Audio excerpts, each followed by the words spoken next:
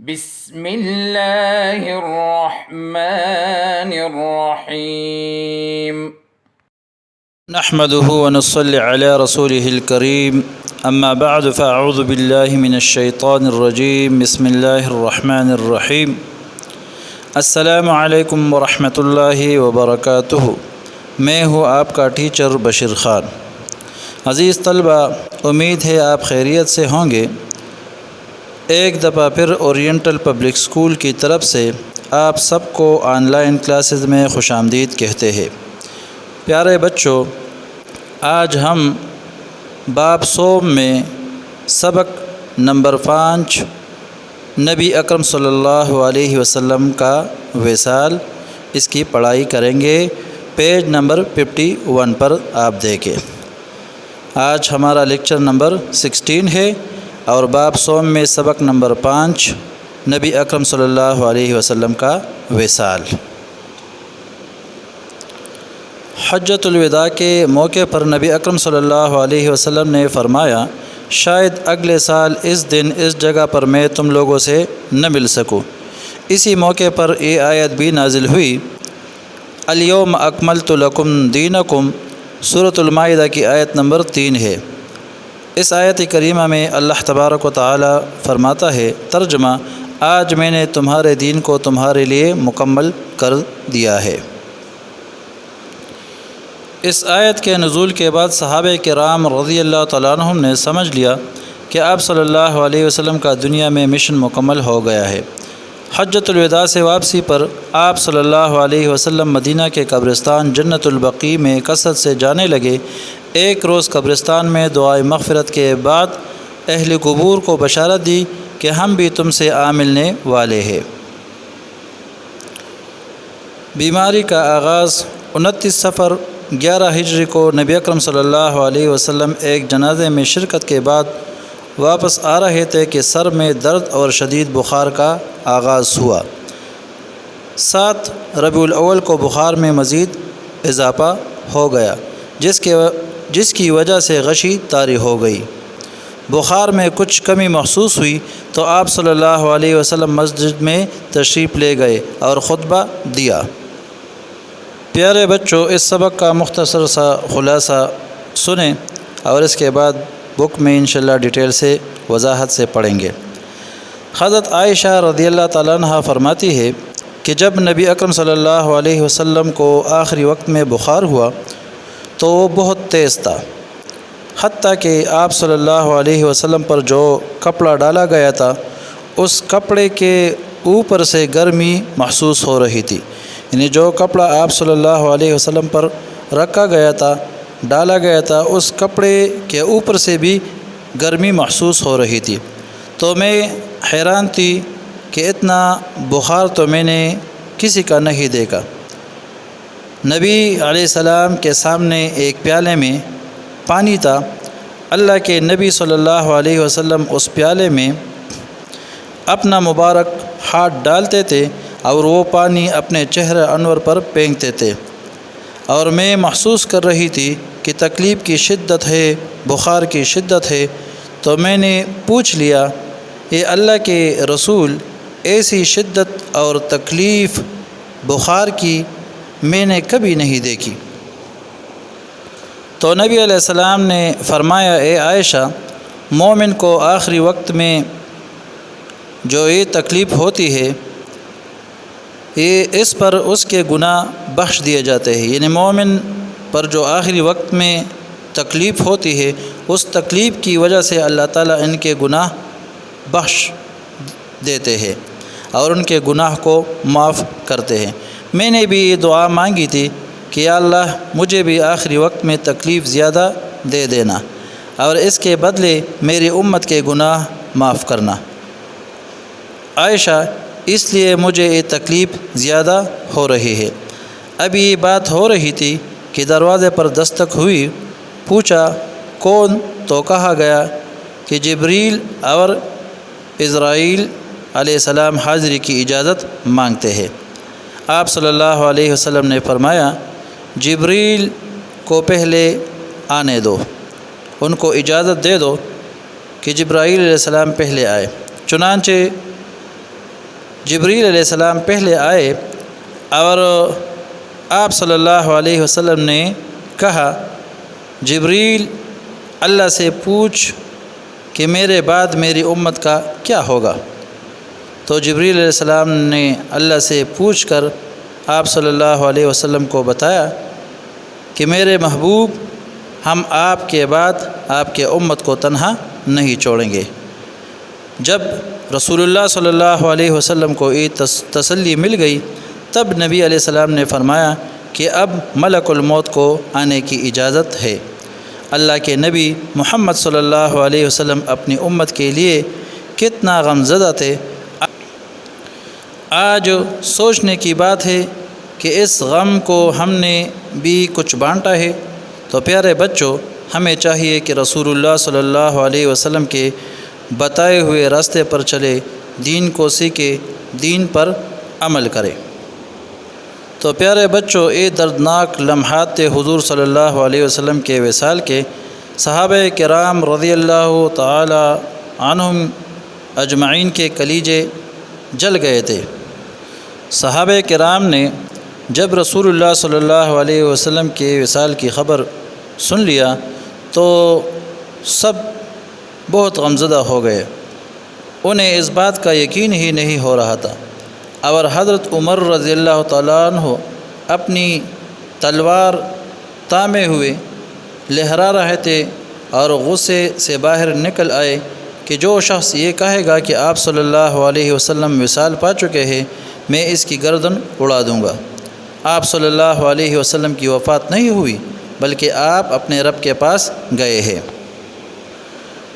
دوسری طرف منافقوں نے بھی اپنا کھیل کھیلا اور صحابہ کرام کو پریشان کر دیا، اور منافقوں نے کہا واہ واہ، حضور کے دم سے رونقیں تھی، مسجد آباد تھی، سجدے تھی، قرآن کی تلاوت تھی، اب کس نے نماز پڑھنی ہے، اب کس نے زکوٰۃ دینی ہے، اب کس نے روزے رکھنے ہیں، اب کس نے حج ادا کرنا ہے۔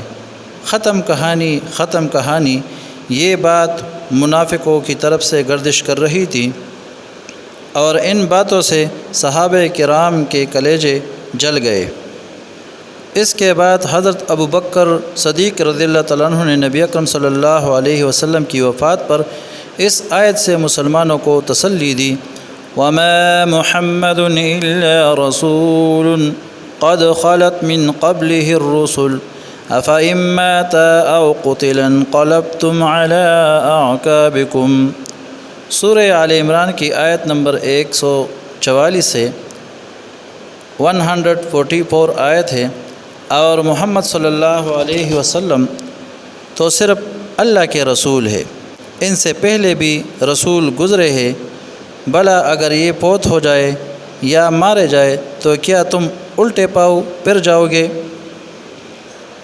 پھر آپ رضی اللہ تعالیٰ عنہ نے کہا حضور صلی اللہ علیہ وسلم کا انتقال ہو گیا ہے، تو حضور صلی اللہ علیہ وسلم کے مشن کو ہم نے اٹھانا ہے اپنے کندھوں پر، اور اس بوجھ کو اٹھانا ہے اور دنیا کے ہر کونے میں دین اسلام کا پیغام پہنچانا ہے۔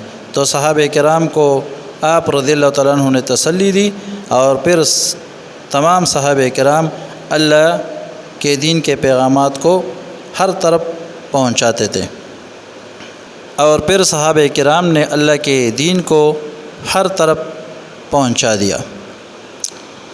8 ربیع الاول کے دن مغرب تک تمام نمازیں آپ صلی اللہ علیہ وسلم نے خود پڑھائی۔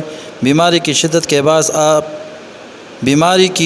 کے باعث آپ عشاء کی نماز نہ پڑھا سکے، اور حضرت ابو بکر صدیق رضی اللہ تعالیٰ عنہ کو عشاء کی نماز پڑھانے کا حکم دیا۔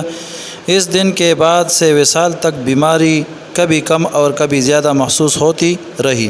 وصال سے ایک دن پہلے آپ صلی اللہ علیہ وسلم نے اپنے تمام غلاموں کو آزاد کر دیا۔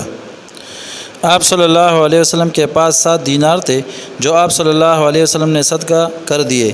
اسی طرح آپ صلی اللہ علیہ وسلم نے اپنے ہتھیار بھی مسلمانوں کو ہبہ کر دیے، حوالہ کر دیے۔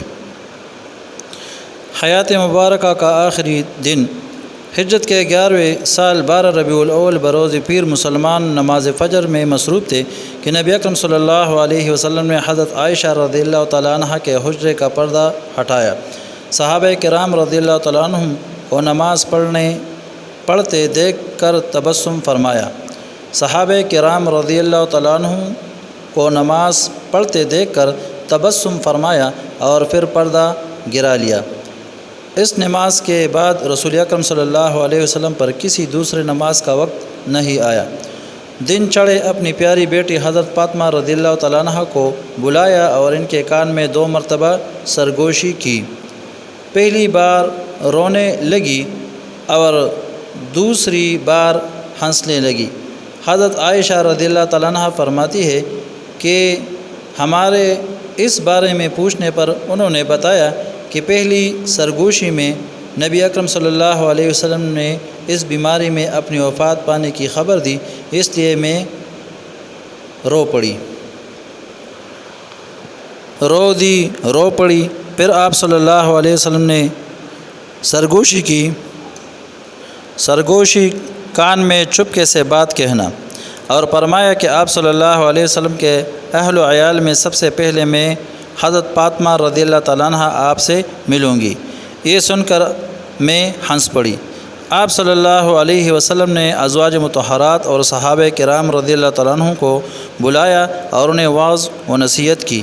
آپ صلی اللہ علیہ وسلم نے یہ الفاظ کئی بار دہرائے۔ الصلاۃ وما ملکت ایمانکم، سنن ابن ماجہ کا یہ حدیث مبارک ہے۔ ترجمہ: اپنی نماز اور غلاموں کا خیال رکھنا۔ اس کے بعد نگاہ چت کی طرف بلند کی اور فرمایا: ان انبیاء، صدیقین، شہداء اور صالحین کے ہمراہ جنہیں تو نے انعام سے نوازا، اے اللہ مجھے بخش دے، مجھ پر رحم کر اور مجھے رفیق اعلیٰ میں پہنچا دے۔ اے اللہ رفیق اعلیٰ، اے اللہ رفیق اعلیٰ۔ انہی کلمات کے ساتھ آپ صلی اللہ علیہ وسلم اپنے رفیق اعلیٰ سے جا ملے۔ انا للہ و انا الیہ راجعون۔ وصال کے وقت آپ صلی اللہ علیہ وسلم کی عمر 63 برس تھی۔ صحابہ کرام رضی اللہ تعالیٰ عنہم شدت غم سے نڈال۔ نبی اکرم صلی اللہ علیہ وسلم کے وصال کی خبر سن کر صحابہ کرام رضی اللہ تعالیٰ عنہم شدید غمزدہ ہو گئے۔ انہیں اس بات کا یقین ہی نہیں ہو رہا تھا۔ حضرت عمر رضی اللہ تعالیٰ عنہ اپنی تلوار تامے غصے سے باہر نکل آئے کہ جو شخص یہ کہے گا کہ آپ صلی اللہ علیہ وسلم وصال پا چکے ہیں، میں اس کی گردن اڑا دوں گا۔ آپ صلی اللہ علیہ وسلم کی وفات نہیں ہوئی، بلکہ آپ اپنے رب کے پاس گئے ہیں۔ خدا کی قسم، آپ صلی اللہ علیہ وسلم ضرور پلٹ کر آئیں گے۔ حضرت ابو بکر صدیق رضی اللہ عنہ یہ سن کر فوراً نبی اکرم صلی اللہ علیہ وسلم کے جسد خاکی کے پاس گئے۔ آپ صلی اللہ علیہ وسلم کے چہرے انور کو چوما اور کہا: میرے ماں باپ آپ صلی اللہ علیہ وسلم پر قربان، اللہ آپ پر 2 موت جمع نہیں کرے گا۔ جو موت آپ صلی اللہ علیہ وسلم پر لکھ دی گئی تھی وہ آپ صلی اللہ علیہ وسلم کو آ چکی۔ پھر حضرت ابو بکر صدیق رضی اللہ عنہ نے ایک خطبہ دیا اور سب کو یقین آ گیا کہ نبی اکرم صلی اللہ علیہ وسلم کا وصال ہو چکا ہے۔ تجہیز و تکفین۔ نبی اکرم صلی اللہ علیہ وسلم کا وصال حضرت عائشہ رضی اللہ تعالیٰ عنہ کے حجرے میں ہوا اور وہی تدفین ہوئی، یعنی آپ صلی اللہ علیہ وسلم حضرت عائشہ رضی اللہ تعالیٰ عنہ کے حجرے میں وفات پا گئے اور وہیں پر آپ کو دفن کیا گیا۔